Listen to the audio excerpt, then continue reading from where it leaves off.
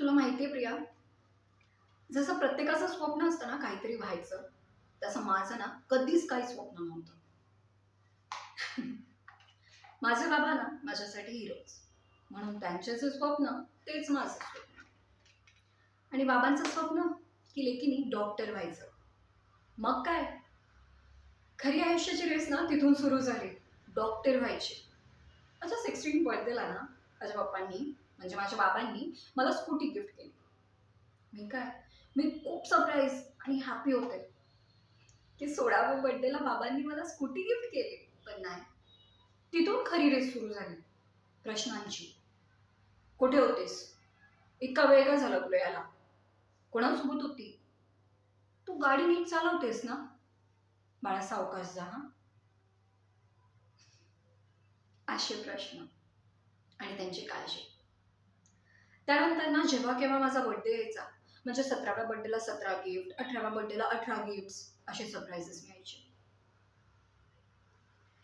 आणि माझी एक्झाम आली की माझ्यापेक्षा जास्त ना बाबांना टेन्शन. अगं रिझल्ट झाला ना की बस रिझल्टच्या टाइमला मी तर पॅनिक व्हायचे, पण बाबा ते अति पॅनिक. ते पॅनिक असायचेच आणि मला अजून पॅनिक करायचे. मी फेल होणार की पास, मी फेल होणार की पास. हे शपथ, गेले तर दिवस MBBSचे. माझे बाबा म्हणजे माझ्यासाठी heroes.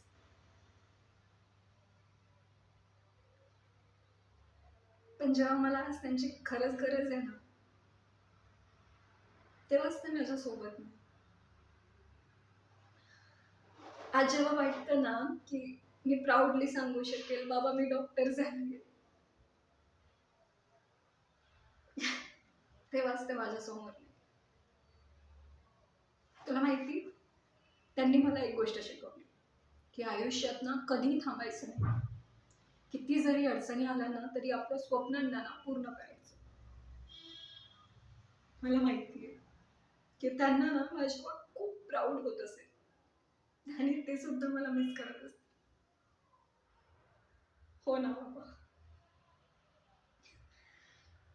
I miss you, I miss you बाबा.